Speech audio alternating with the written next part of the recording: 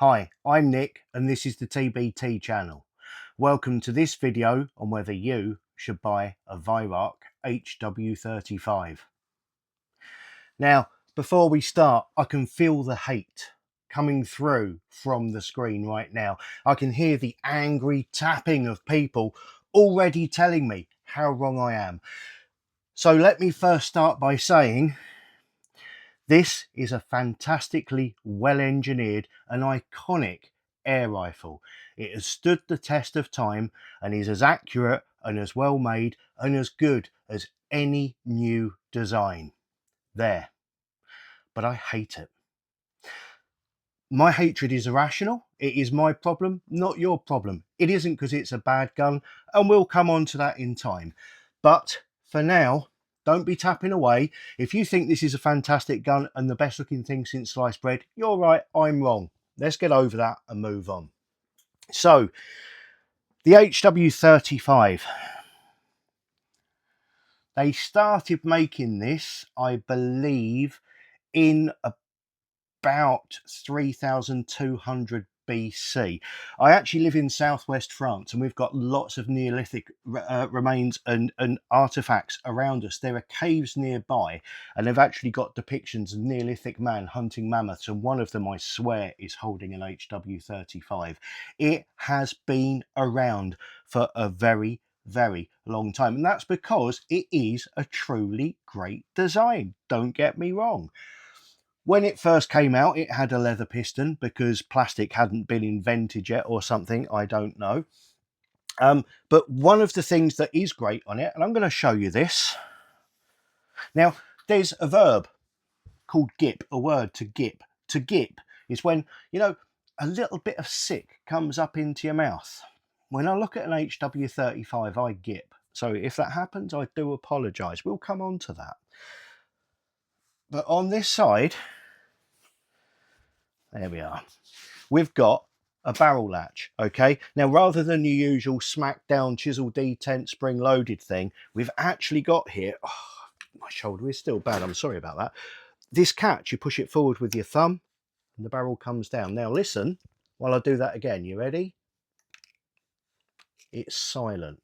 What that means, if you're out in the field, you're stalking or you're just walking quietly along the hedgerow and a target shows itself, you can load this gun without making an awful lot of racket. You don't have to bang, crash, bang, wallop loading it. It is quiet. It is silent. It is a fantastic design. This is a fantastically designed gun. Sorry, I just looked at it. Some of the early versions were called the E, the Export, and what they had was a ridiculously long barrel, which was 22 inches, I believe, long. Still stick thing, still only a 15mm barrel, not a proper one. 15, no, it's an iconic. This is iconic. 15mm barrel, but 22 inches long. That was great because if you shot a squirrel and it got stuck in a tree, you could poke it out with the end of the barrel. It also has these finger grooves running down the side, which are reminiscent of a 1970s pencil box. If you were at school in the 70s, before plastic was invented, you had finger grooves on your pencil boxes. I don't know why. And on this side, you'll see, to accommodate the latch, we have the joy of a little bit of wood that's been nibbled away by some kind of rodent here. And I for the life of me, I don't know why. But other than that, other than the, sorry, I've got to try not to scrape the ceiling with it. Other than the awful grooves on the side and that terrible bitten away bit there, the stock is actually just pretty plain and boring, but functional, and it works exceedingly well. Now inside of here we have a 30mm piston, the same as we find in the HW80, but this is a much shorter stroke. When we short stroke an 80, we short stroke it to the same as the 35. It then fires fantastically at 12 foot-pounds, and if you short stroke an HW80, it's like having an HW35, but without having to look at it. So for 12 foot-pounds, this is great. Where we've got the longer stroke with a 26mm in an HW99 or an HW50, this is fatter piston, shorter stroke. So same job, similar amount of air, perfect for 12 foot-pounds. Honestly, if you're after a sub 12 foot-pounds air rifle, this is still, after all this time, a really good option. We've got the record trigger in there. You know, anything that's got a record trigger in it, you're going to be able to get really good groups as long as the barrel's good. And although the barrel is far too thin and like a paper straw, it is accurate. This gun is as accurate as any other gun made by Weihrauch today. Which brings us to my hatred of this gun. The elephant in the room. You might not have noticed it. I don't like these. I know they're fantastic. Honestly, I do. But the sight of it makes me feel queasy. I get people sending me emails asking me about what should I do, this, that, or the other. And that's great. But for the love of God, don't send me a photo. I don't need to see it. Often on forums, you'll get something like, I've got an HW35. How do I find out how old it is? My answer is always cut it in half and count the rings. I can't stand it, but it is not the gun's fault. And I'm going to explain now why I don't like this gun, and it is nothing to do with the gun. Back in the 1980s, when we was lads, a group of us had air rifles and we would go out shooting whenever we could. One of these lads, whose name I'm not going to bother to mention, I've not seen him for years and he's probably even forgotten he had it, but his dad had an HW35 and it was bloody awful. It was rusty. It was horrible. His dad had, I don't know, varnished it orange or something. I customized it, and it was hideous to behold. I mean, this one, the reason it's the 1st of November today, the reason I'm doing this video, the reason I've got this out is I got it out yesterday for Halloween and I hung it over the gate to scare small children so they wouldn't come in trick or treating. Sight of this, they run crying. Orange varnish, rusty. Oh, it's making me feel ill now. It really is genuinely making me feel ill. We you know, pellets. We were teenagers. The sports shop in the town, Cranbrook in Kent, wouldn't sell us pellets because we weren't 17. They were only marksmans, but they wouldn't let us have them. So we had to get adults to go in there and buy pellets for us. But to bypass that, this lad, he used to drill 5.5mm holes into a bit of scaffold board and then tip molten lead into it.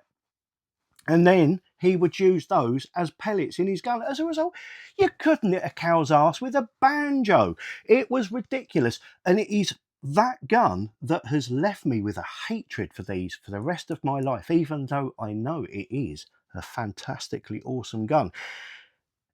And honestly, this one here, it's come into me. You'll see here, when I cock it, it dropped. See that barrel drop in there? That's because this has been short stroked. Okay, if you short stroke a break barrel rifle, you get a few angles of drop before the cocking arm picks up the piston. Okay, so you can see this one's been short stroked. I've actually short stroked this one to make it into a 6 foot-pound bell target gun. Okay, very low recoil. It's incredibly accurate. I know that. I've been using this gun. The best thing about using an HW35 is you're the only one in the room who can't see it. Top tip, keep that one for free. So it drops a few centimeters before it picks up. And the great thing about this is you can then pop your pellet straight in there and then cock it and return the barrel in one movement. Much quicker, much safer. That's a top tip. This one's actually come back to me because we're going from 6 foot-pound now. We're going to be fitting one of our new Magnum springs in here and taking it full power. That will be in further videos to come, where I will thankfully be able to take the stock off and hide it, so I don't have to look at it.